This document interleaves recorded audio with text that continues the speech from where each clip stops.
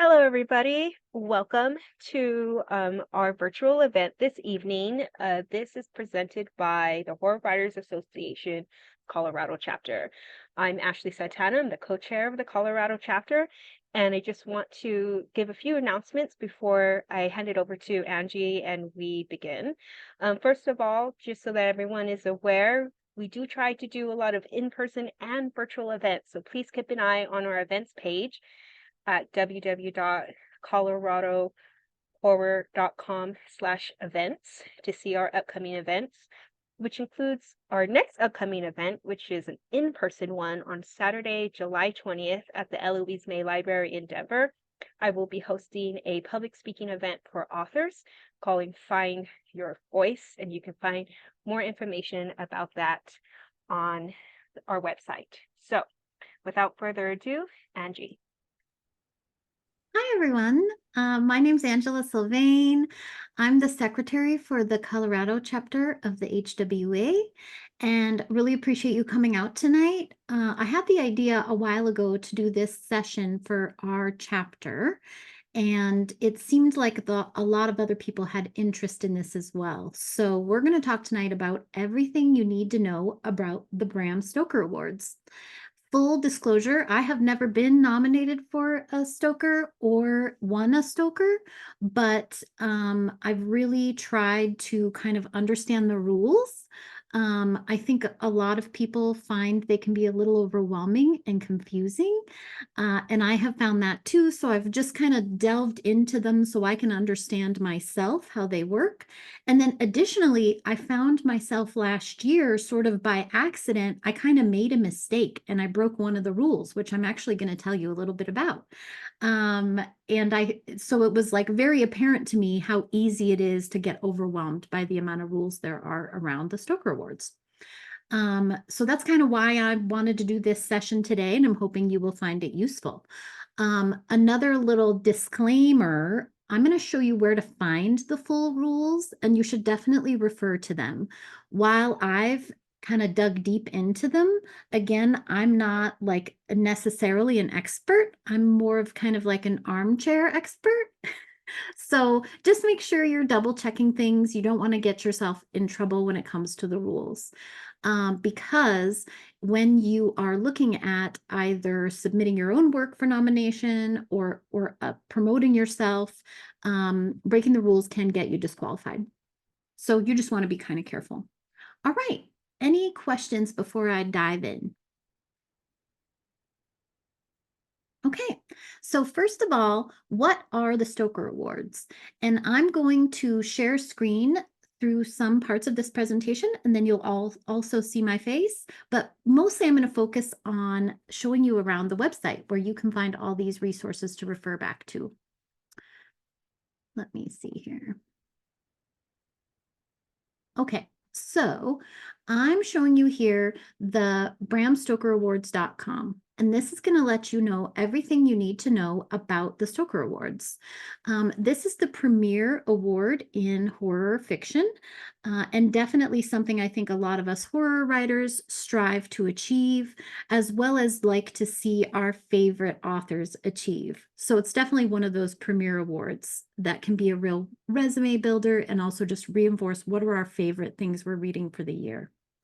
You'll see here different sections on the website, and the main one where you want to start is FAQ. That's going to give the kind of basics of the Bram Stoker Awards. But then you're also going to be able to dive deeper by scrolling down and going into click here for more detail. When you go to that area or submissions, you're going to find even more information. I'm going to stop sharing for a second. So that, again, that site was the bramstokerawards.com, and you have all those sections you can dig into. So we're going to talk a little bit about the ways you can be nominated and nominate other people.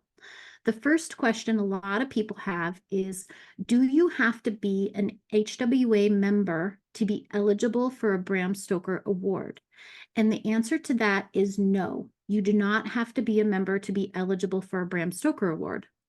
In order to nominate other people or vote, you do have to be a member of varying levels. So we're going to go into that in a little more detail in a little bit.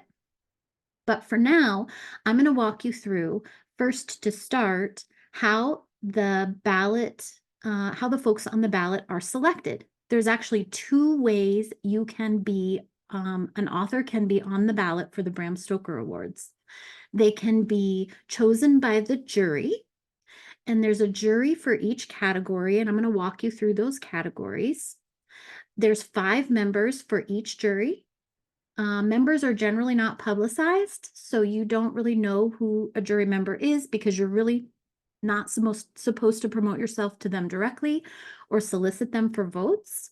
But there are basically 5 members for each category on the jury that are HWA members. So those are the ones that select who is going to be on the ballot. And then, so partial ballot is made up by jury selections, and then partial ballot is made up by recommendations of members. So I'm also going to walk you through that. It's those two parts that make up the ballot. So let's start with how to submit to the jury. I bet this is a question a lot of people have, because I'm hoping a lot of people on this call are thinking about submitting their own work. So to the jury, you are the one that would submit yourself.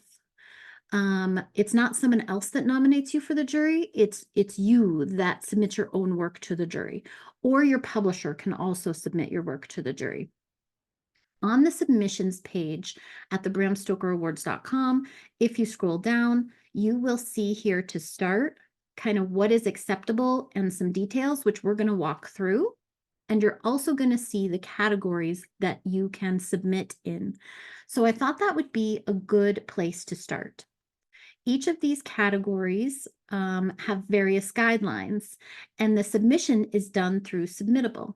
So if you were to click on one of these, you're going to be over to Submittable, and you're going to see like a submit button for each category.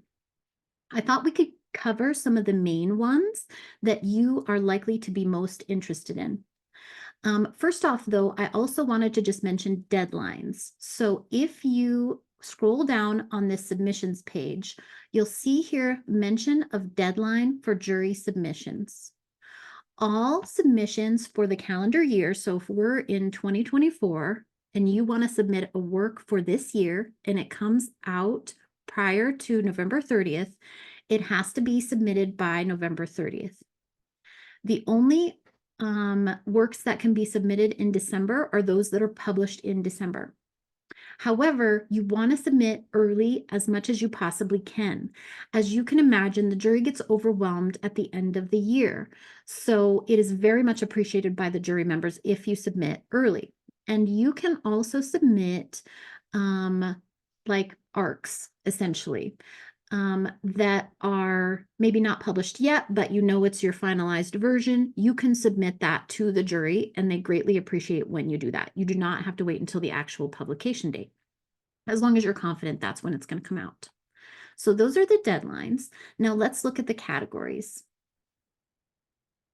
So you'll see here, like I said, multiple categories. I'm only going to click on a few, and I'm going to choose ones I think are going to be most interesting to you. So first off is anthology. For those of you that do editorial work, this is what you want to consider when you're putting an anthology together of multiple authors and you're the editor. If you click on guidelines, you're going to see that you have the timelines again restated here, and you have a link to the total etiquette and eligibility rules, which I would suggest you take a look at. And then you also have just some other guidelines. One thing it does not say on this page, but is a good reason why you should review these etiquette rules and eligibility rules in your specific category. In this one, it doesn't actually say word count. You can see here under anthology, there's nothing that says what your minimum word count is. But I happen to know from looking at the rules, it's 60,000. So if you are submitting an anthology for consideration, it does need to be a minimum of 60,000 words. And the other thing I think the other reason it's nice to know that is you can even plan for the future. If you're planning to do an anthology in 2025 and you haven't released it yet, maybe that's a target word count you want to shoot for so that you know it's going to be eligible for the Bram Stoker Awards. So that's why reading the full rules of eligibility is very important. You'll also see that you have sort of a guideline here on all the information you should be putting in your submission. Your submission can be PDF or Word or RTF, but it does need to have all this information at the front. And I actually make a template for this so that I reuse for anything I'm going to submit. And this can be either a separate page or part of your main document. So for example, with an anthology, you probably would have like an ARC or a total file of your anthology that's a PDF. So it wouldn't really necessarily make sense to put this page within your document. So in that case, it might make more sense to do a separate page, which is totally fine. It's like a Bram Stoker Award information sheet that you can attach, and you can attach both those documents to your submission. Submittable will allow you to attach both of those. And you'll see here what you're going to list includes what category are you submitting in, publication date, publisher, word count, your name, your email, all the book information, synopsis. You do have to include a short synopsis, which I know we don't always like, etc. So all of that you want to make sure to put in a cover page or a separate information page. Okay, so that's one example with anthology. We're going to go through some additional types of submissions, but I want to pause just briefly and see if there's any questions. Okay. Angie, I have a quick question, Please go right ahead. or maybe a clarification. So it sounds to me like when you hit submit, there is important information on that page, but it also sounds like there's additional information that you have to suss out from like the FAQs. So there are like 2 places you need to be looking. Is that right? Yeah, and my screen here, you're seeing like kind of a list of where you can submit. If I click over, this is the actual rules. Are you seeing my document that says the Bram Stoker Award Rules 2024? Yes. It is super long. If I scroll, look how long this is. Very long, very long, very long. This is actually what you need to read. I would recommend if you're submitting a work for yourself to the jury to go in here and look up the category you're submitting in. So you just make extra sure you're meeting every requirement that's not listed on that summary page. Okay. Any other questions, Caitlin? Not yet. Thank Okay. you. Okay, let's do oh, I'm sorry. Anyone else have a question before I move on? Okay, so let's look at some other award types. Another one that some of you might consider is collection. Like I had a collection come out this year and it's called The Dead Spot, and that's something that I'm going to submit, or actually already have submitted to the jury for consideration.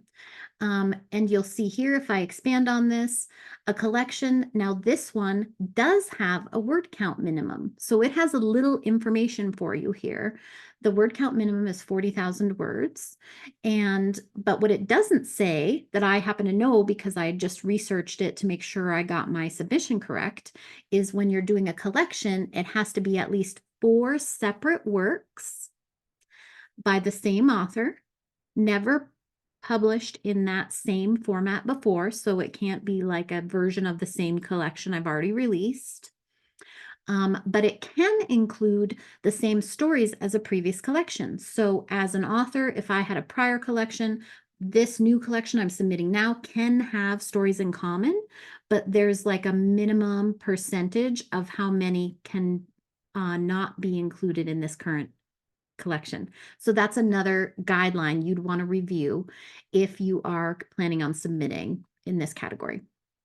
And again, these cover page items do not change. This is going to be the same for every single category you submit in. So that's why having a template is really nice. You can just reuse it even if you are like submitting in different categories. You still are going to need these same information on your cover page or information sheet. Another area people might submit in would be either first novel or novel. This again has a minimum word count of $40,000. $40,000, 40,000 words. And again, the rest of the guidelines are the same. So cover sheet, everything the same. There are some additional rules in the extended rules about first novel. So that would be one I would definitely take a look at to make sure it qualifies as a first novel. There's also a category for long fiction. This is where you're going to sit if you're writing anything that is longer than 7,500 words or shorter than 39,999. So this is your novelettes, your novellas, that kind of thing, okay? Or maybe even a short novel if it's under 40,000 words. That's going to go under long fiction. You also have short fiction. So one of the main kind of comments I've heard about the Stokers is we would love it if they had more than just a short fiction category, but sadly that is not the case today. So in short fiction, that's going to include anything $74.99 and less. So this is really going to include microfiction, flash fiction, short fiction. It's quite a broad range. That's all going to go under the same category, okay? So I wanted to hit the high points on those categories. But there's more here, as you can see: young adult novel, middle grade, poetry, screenplay, nonfiction. Those are all options as well. Does anyone want to hit any of those others specifically?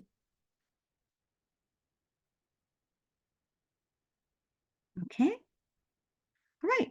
So as far as actually submitting to the jury, I just want to reinforce again that page I just showed you with those submit buttons. That's where you go to submit. When you click submit, it's going to take you into submittable.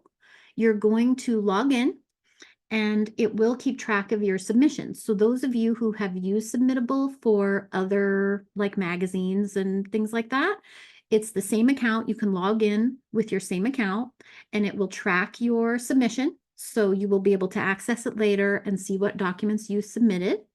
And again, if you're thinking about submitting for this year, my biggest takeaway for you would be to do that early if you can.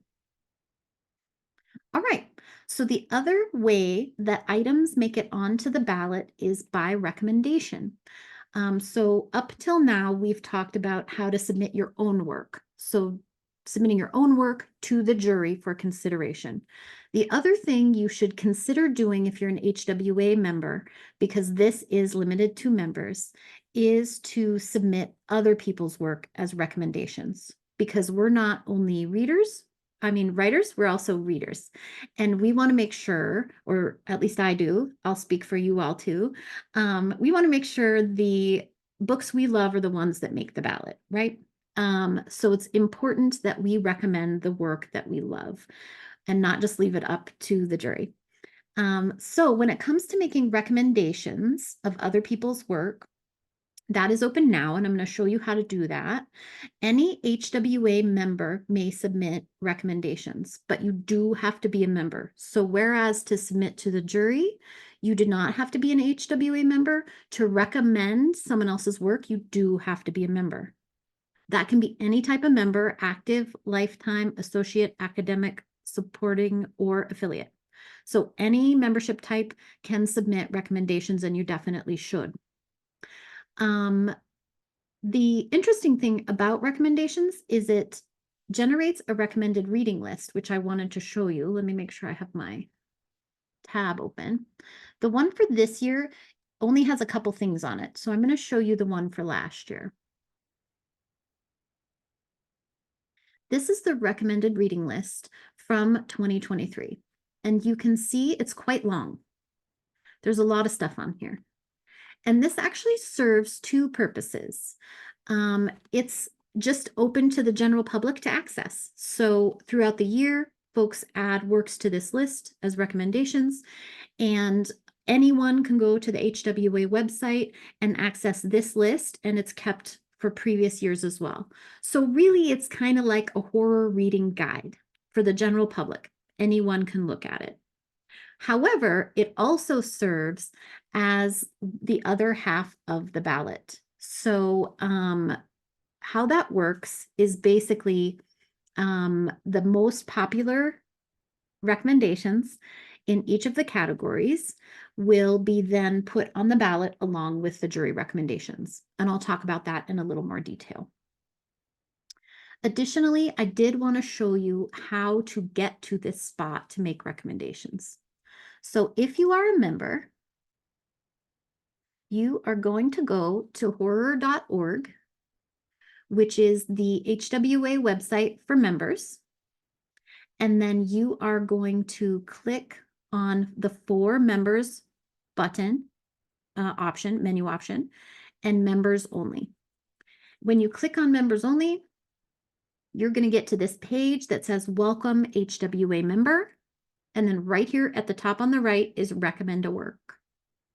When you click that button, it's going to come up with a form you're going to fill out, and it's going to ask you for some basic information about the work you're recommending. It's going to ask you for the title, the type of work, like what category it should be in, the publication month and year, and the publisher. So just kind of some basics about the work you're recommending. As far as timing of recommendations, HWA members can recommend works for 2024 until January 15th of 2025. So we can recommend works this whole year, starting right now, it's already open, until January 15th, 2025, okay? The other thing to be aware of is you cannot recommend your own work. So if you want to recommend your own work, you do that to the jury. This recommend a work button is you recommending someone else's work. Okay. Any questions on that?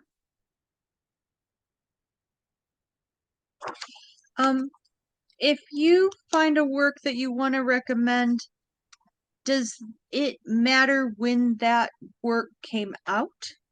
Great Like, question. does it have to have been published in that specific year? It does. Yes, great question. I didn't say that. It does have to be published in 2024 to be on the recommended reading list for 2024. But you can recommend it prior to its publication date. So like say you got an ARC or you did a blurb or something for someone, you can go ahead and submit that recommendation anytime you want, but it does have to be published in 2024. Any other questions? Okay. So the other thing a lot of people have questions about is the do's and don'ts of self-promotion. So related to kind of promoting your own work, this is usually the rules where people get confused and they may be in danger of doing something they shouldn't that could get them disqualified. So that's kind of a topic I want to dive a little deeper into. So first off, you can say you're eligible. So some of you probably have done this yourselves, or you've seen other people do this on social media. You can give a list of your works that are eligible. So like for me, I mentioned I have a collection coming out this year, that came out this year. I could just do a post on Twitter and say, hi, I wanted to let you all know I have the following eligible works for the Bram Stoker Awards this year. And then I have a little graphic that says eligible for collection. And then I would list the name of my collection. And I usually put my publication date in there too, and the publisher, so that if a reader has read it and they want to make a recommendation, they're easily going to have all that information at their fingertips since the form asks for that. And then in my case, since I'm going to be in consideration for collection, I would also want to list my individual short stories. So that could be something you can do as well if you have a collection. And also that's true with anthology as well. Not only is it eligible in the collection or anthology category, it's also eligible for individual stories that are not reprints. So they have to be originals in that anthology or collection for the year of 2024. Those would be eligible as well in a different category, in short story category, for example. Okay. You can, so I mentioned Twitter. You can post on pretty much any, pretty much any social media. So Twitter, Instagram, Blue Sky, Threads, wherever you want to post, you can say you're eligible. But you cannot ask people to recommend you. So even though we all know as members, okay, in order to make the ballot, either the jury needs to choose your work or you need a certain number of recommendations, you can't connect those dots for other people. So you can say you're eligible and say to HWA members, hey, if any HW voting members would like a copy of this work, please reach out to me, for example. You can say that, but you cannot say, please recommend my work. That is a violation of the rules. That's considered soliciting votes, which is a no-no. Okay. And you're really not supposed to ask your friends to recommend your work or anything like that. That is a no-no. Don't ask other people to recommend your work. Okay. So let's say you do get a recommendation. You're on the recommended reading list. You will only know by looking at the list. So if someone recommends your work for the list, you are not going to get like a notification, because it might have just, they get a lot of them, and it might have just been one person, right? One person said, I like your book or story, and I'm going to submit it for recommendation. And so you're not going to get a notification of that. But you can look at the recommended reading list to see if you're on it, if you want to know. Okay. Then you know you basically have at least one person who recommended your work. However, you're not going to be able to tell how many people recommended your work. It is not going to tell you that. And here's the mistake I made last year, which I didn't know. You can't promote that you are on the recommended reading list. So what happened to me was another writer on Twitter said, hey, check it out. I'm on the recommended reading list with my friend Angela. I loved her book. Isn't that cool? We're both on the recommended reading list. And I replied and promoted her tweet and said, oh, this is awesome. I'm so excited to be on this list with my friend whose work I also love. That's a no-no. You're not supposed to do that. We quickly realized, someone pointed out to us that you're not supposed to do that. And so we deleted our tweets. But that's, again, kind of the confusing part you need to pay attention to. Essentially, being on the recommended reading list only means like one person maybe recommended your work, and there's a ton of things on that list. So the HWA has said you really can't use that as promotion. It's just a list of works. This is not something you are allowed to promote officially. Okay, so just keep an eye on that. The other thing with the recommended reading list is if you see your work is on it, you can offer a link to members. So when you're on the member website and you're logged in to that list, you'll sometimes see that a work will have a link and you can go to it to read it for free. That's totally fine. There's a way on the site, just follow the instructions to link to your work. So if you're on the recommended reading list, you can reach out to the email that's listed and say, hey, I want a link to my recommended work so that members can get it for free if they would like it. Okay, that's totally fine. And a member has to be logged in order to access that. So you know that they're a member. But you can also say that on social media. So again, in your eligibility post, if you're saying I'm eligible, my collection is eligible for the Bram Stoker Awards, you can say HWA members can feel free to reach out to me if they would like a copy. That's totally fine. Catlin, do you have a question? I do have a question. Is there a benefit to offering access for free for HWA members? I mean, it seems like, it's a cool thing to do because who doesn't like reading stuff, but is there any additional reason to do that? No, I think it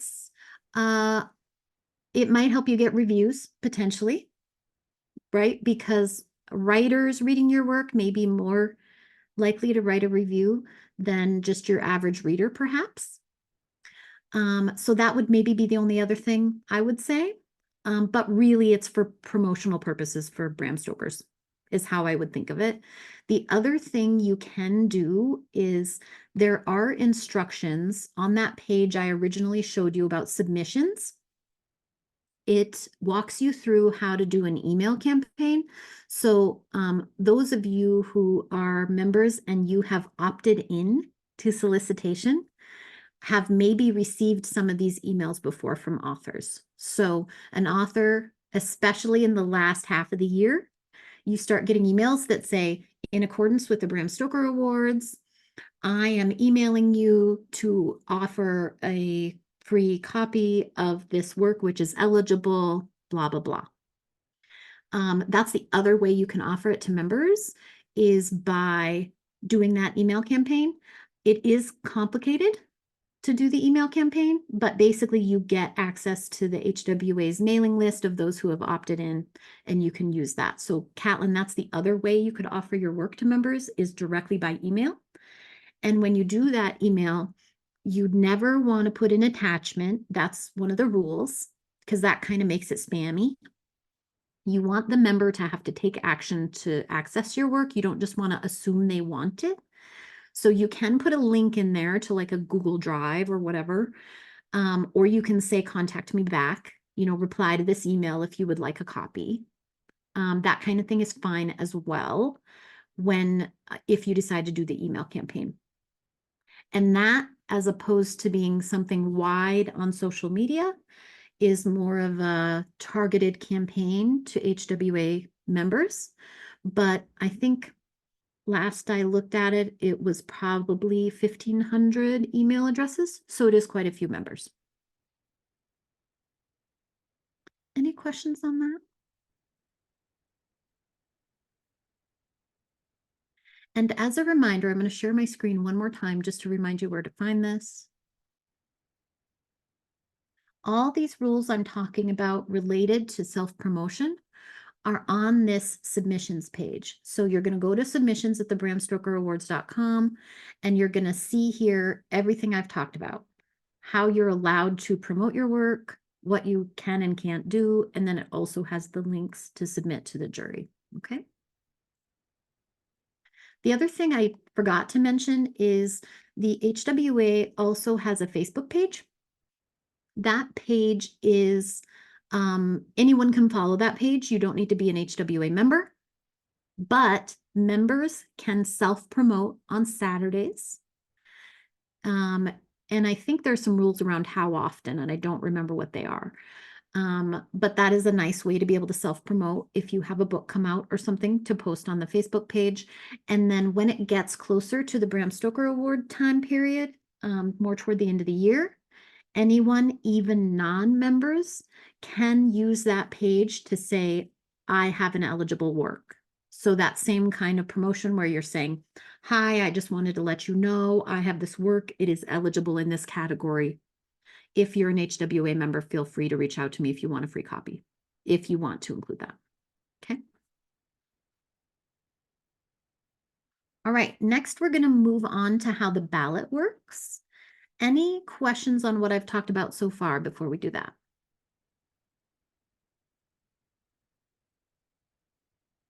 Okay. So the ballot, again, is thinned down essentially on who can vote on it. So anyone can submit their own work to the jury, and then we're honing in a little bit on the audience. Only HWA members can recommend a work. And then we're going to hone in even further on the ballot. Only active and lifetime members can vote. So when it comes to ballot time, only active and lifetime members will be the ones who actually receive the ballot and vote. As far as how, oh, and one more thing I want to say about that. The fee for membership, for any kind of membership, I'm pretty sure last time I looked was the same. So if you are not an active member, just remember to check in and make sure nothing's changed for you recently, that maybe you can upgrade your status. because if it costs the same, you might as well give yourself the opportunity to be able to vote on the ballot. Okay, so as far as the ballot, there's 2 stages. There is the preliminary ballot and the final ballot. The preliminary ballot comes out around February 1st of the following year. So in about February 1st of 2025, the ballot will come out for 2024. And it will generally include 10 selections in each category. 5 that are recommended by the jury, and 5 from the recommended works list. Now, how do they choose which ones from the recommended works list make it to the ballot? Those are going to be recommendations that received at least 8. So at least 8 people have to have recommended that work that's on the recommended reading list. And if there is more than 5, they're going to take the ones that got the most recommendations. Okay. So like I said, looking at the recommended reading list, you don't actually know how many people recommended your work. There is no way to know. But the administrators do know, and they're going to choose the ones that got the most vote with a minimum of 8. Okay. So 5 from the jury, 5 from the recommended reading list on each category. And if you make the preliminary ballot, you will be contacted to let you know that you're on it. And now the guidelines loosen a little when it comes to promotion. So you can, whereas you cannot tell people you're on the recommended reading list and promote that, you can tell people you're on the preliminary ballot. The reason for this is because they're going to be asked to vote again. So you want the opportunity to say, hey, I'm on the preliminary ballot in this category, and I am willing, for example, I'm willing to offer a copy of my work to HWA members if they would like one. And remember, this is only going to be active and lifetime members. They're going to be voting on this ballot.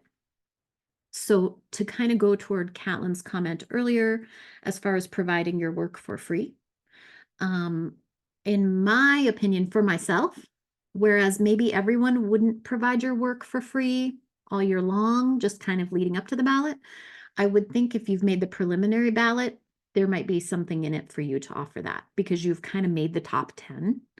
So now you're really increasing your chances of making the final ballot by offering your work. So that ballot comes out February 1st.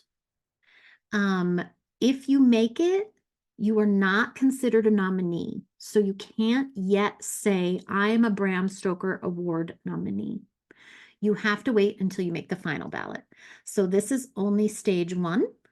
And the other important thing about this ballot is you cannot, again, you cannot ask people to vote for you. You cannot tell other people how you voted either. So you're really not supposed to share how you voted or solicit votes or promise to vote for people. All right, so now we have the preliminary ballot. This is going to be cut in half. So the idea is it goes from 10 in each category to 5. The final 5 make up the final ballot. That generally comes out about the end of February. So as a reader, that's a pretty short turnaround. So if you are an active or lifetime member, you really only have a month with that final ballot. I mean, with that preliminary ballot. And you are going to be asked to vote. So those people are the ones that are voting of the top 10, which ones make it into the top 5. But really, they only have a month to read all those works, but hopefully they've read many of them already, or some of them already. Additionally, you do not have to vote in every category. So you can just, and I do this, I just bypass categories because I know I have not read enough in that category to vote, essentially, or maybe anything in certain categories. Okay, so then we're at the final ballot. It's the end of February. That again goes to active and lifetime members who are going to vote on the top 5, who is going to be number 1. Same rules. You shouldn't tell people how you vote. You shouldn't promise to vote for folks. You shouldn't solicit votes. And these are announced at the Bram Stoker Awards, which take place at StokerCon. Typically, the turnaround time for this final ballot is from the end of February to March 15th. So it's about 2 weeks that members then, the active and lifetime members, have 2 weeks to now decide what's the top one they're going to vote for in the categories. And again, they don't have to vote in every category. And if you make that ballot, the final ballot, you can officially say you are a Bram Stoker Award nominee. All right, that was a lot of information. What questions do you have?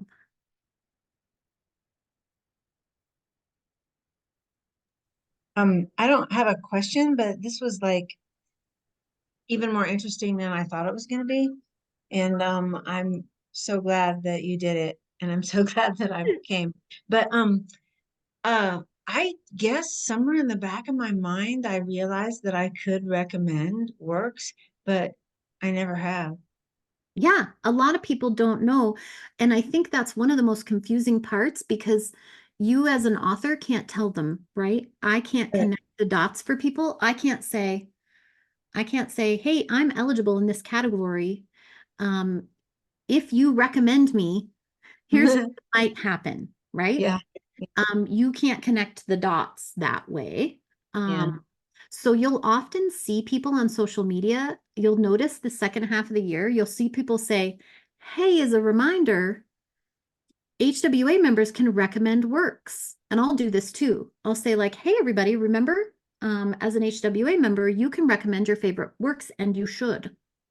Yeah. I can even say, just so you know, a recommended work needs 8 votes to make the preliminary ballot. But I can't, in that same sentence, say what my eligible works are, right? Yeah. So I can say like, hey, everybody, recommend. And then 2 weeks later, I can say, hey, everyone, just so you know, I have the following eligible works. But you kind of have to like just separate them. So it's not seen as like spamming people or asking for votes or recommendations. Yeah, that was my other comment, actually. The etiquette surrounding this whole process is kind of cool. So, Yeah, anyway, that's all I had to say. Thanks. great. I'm glad you found it helpful. Yeah. Anyone else have any questions? This is a good time to ask questions before we then end up just wrapping up because we have the time to ask questions. I always have questions to ask, but just want to make sure that there's room for everybody to ask what they'd like. Okay.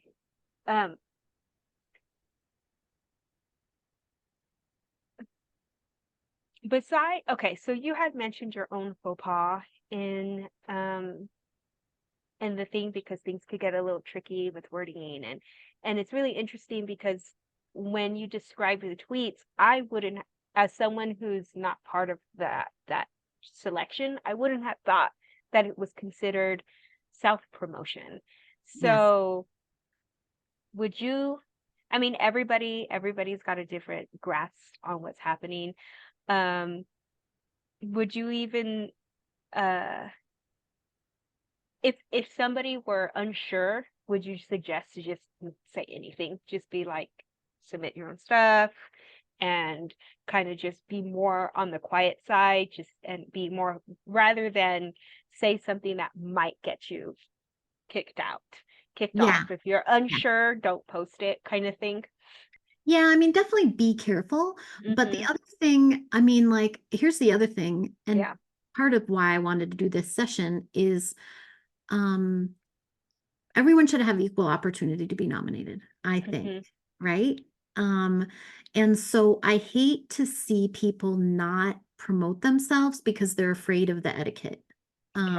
because you deserve to be on that ballot just as anyone else, right? Just because someone else has more experience or they have a publicist or whatever, right? That can understand all these rules on their behalf doesn't mean they deserve to make the ballot more than you do. So I'd rather see people just dig into the rules and be really comfortable rather than being scared. I think the other thing we can do is look out for each other. Okay. Like when someone last year said to me, hey, did you know this is a violation of the rules? You might want to take that tweet down. Great.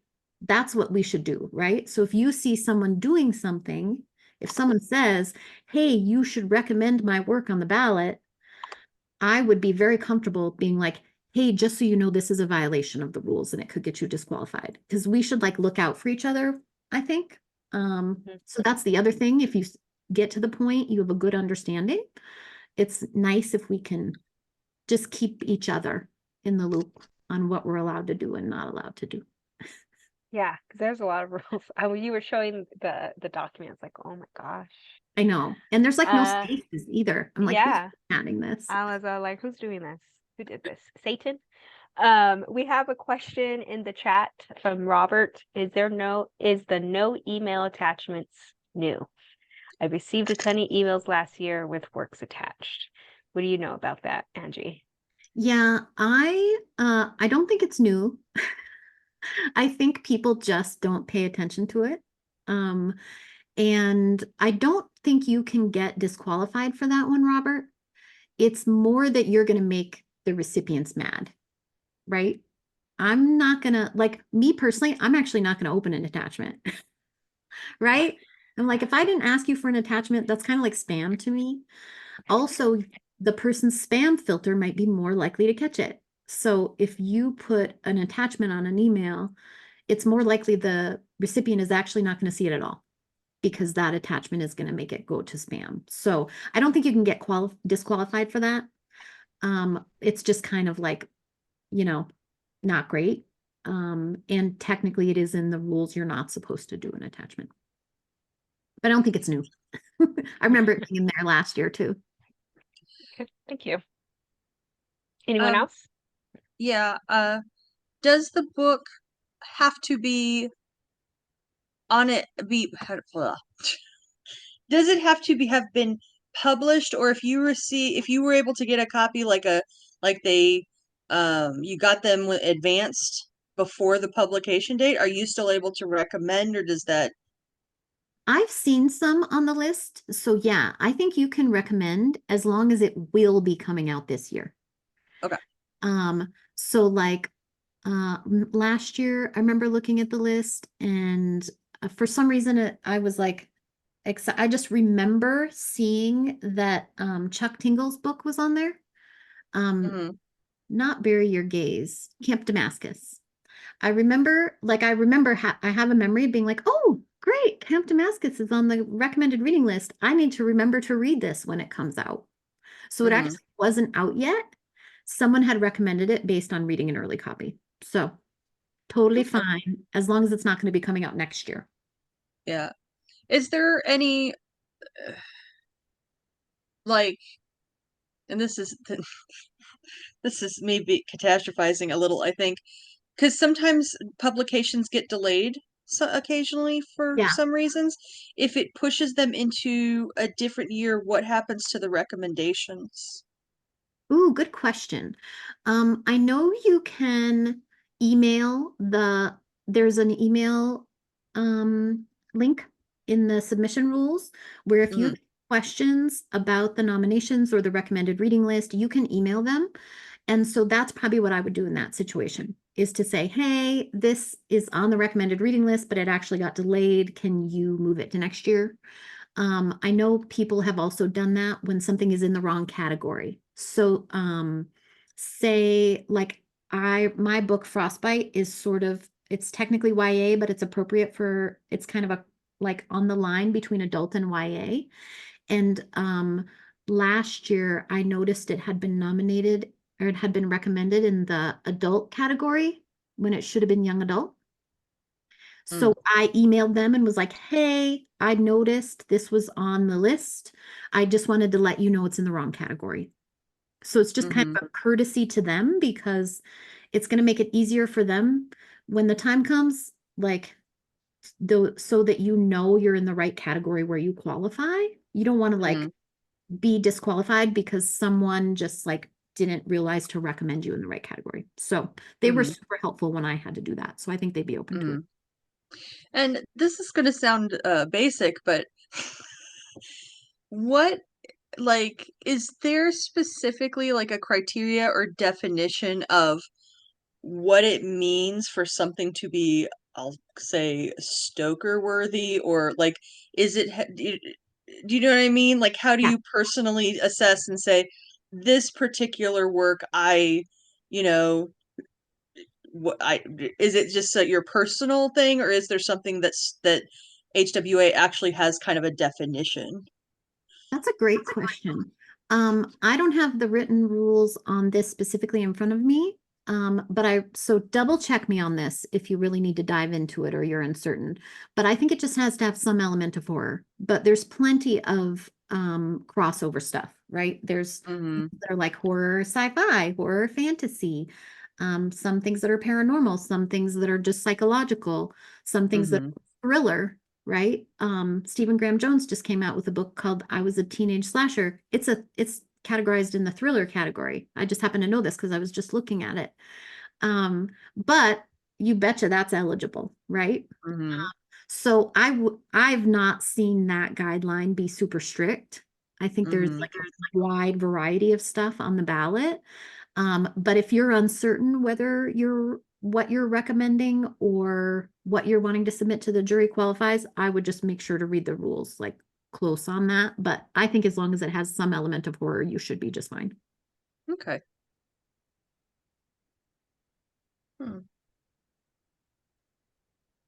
Okay, thank you. Anybody else? That was a good question. I wouldn't have thought that. Any other questions from anybody? Before we wrap up? I have a question. So Sure. oh wait, that was you. Okay. So it's possible for somebody to submit to the jury in every category. Not that somebody would, because that's a lot of work. But it is possible to do that. And ideally, you would only submit it once, right, to each category. So let's say that the person, the author, published a book and they do have a publicist. So it wouldn't be, you wouldn't submit to the jury and then your publicist also submits to the jury for you. Right. It would just be Just probably once. just the publicist, but several et cetera, people can recommend your book because that's the popular vote. Yep. Exactly right. Yep. Okay. That's like the popular vote, and the more the better. Mhm. Jury, you only need to submit once. And the other thing I didn't mention was you should only submit in one category. You can't submit the same work. Like I couldn't submit a novel in young adult novel and novel, or first novel and novel. You have to read the rules and choose the best one for your work. You can't like double submit. Okay. That's good. That's a good point. Yeah, don't doubles. Even if it technically falls into the other categories, you just got to pick the best one. Yeah. Okay. Cool. Any other questions? Also, and somebody just wants you to know. Oh, go ahead. I saw that. Thank you. Thank you, Jeanette. I'm glad you liked Frostbite. And I will wrap up. If no one else has questions, I'm going to give you a challenge and then I'm going to do a little self-promotion if that's okay with all of you. So my challenge to you is submit your work to the jury. So if you have eligible works for this year, keeps doing that. Apparently I do thumbs up a lot. Make sure you submit to the jury. There's like, what's the worst can happen? You don't make the ballot. Take the time, there's a lot of rules. It's a little bit of a pain, but the first time you do it, once you have that template, it's going to be easy. You should definitely be submitting your own work. You've got nothing to lose. And then secondly, recommend the books and stories that you like. We all are in control of that final ballot and making sure it contains the greatest things we read this year. So please make sure you recommend works. Super important. I do see a quick question came in. What format do you submit to the jury? They actually give you the option to do PDF, Word, or RTF. And then in the fine print, they say technically you can send us a paper copy, but we really hate it. So you actually also can snail mail them, but the wording is very discouraging. So I wouldn't. They might hurt your chances. Okay. And then self-promotion, please reach out to me. If we don't already connect on social media, I'm on everything under Angela Sylvaine. Give me a follow. I'll follow you back. I'm very friendly. I call myself the cheerful goth because even though I like horrible things and scaring people and upsetting people, I'm very cheerful and friendly. So please connect with me if we haven't already. And as far as my work, all my socials connect to my website and everything too, but I've got probably over 50 publications out there of short works that I'd love for you to check out. Some of them are free on my website. And also my book Frostbite came out last year. That is a sci-fi horror comedy. If you want something fun like Critters meets Fargo. And then my collection, The Dead Spot, which is much more melancholy and depressing, came out this May. So if either of those sound up your alley, I would love it if you check them out. Thank you, Angela. And just before we go, for people on the call, anybody watching this after Sunday, it won't work, but on Sunday the 28th, Angela will be joining a book club that I run, Virtual Horror Book Club, to talk about Frostbite. That is not HWA, that is Denver Horror Collective. But if you are interested in joining that club, you can, or at least that club session to talk about Frostbite with Angela, who will be joining us. You can go ahead and email me at coloradohorror@gmail.com and just let me know it's about the book, Angela's book club session, and I can get you that information to join us because it's a fun, super fun read. So, well, again, thank you. One more call out for questions at all from anybody. That was a great presentation, though. I'm looking around, checking the chat. Anything? No. Okay, cool. Thank you so much, Angela. Very informative. My brain is filled with information. You're welcome. Thanks, yes. Thanks for coming. And yes, and if anybody wants a recording, a copy of this recording or the links to the recording, please email me at coloradohorror@gmail.com and ask for the recording for this session. I'm going to put that in the chat before we go. I don't know how to spell. coloradohorror@gmail.com. Let me make sure that's spelled right. It's a lot of O's going on. So go ahead and email me, whether it be about the book club or if you would like a copy of this recording. Thanks again, everybody, and hopefully we'll see you next time. Okay. Thank you. Thanks for joining us. Bye.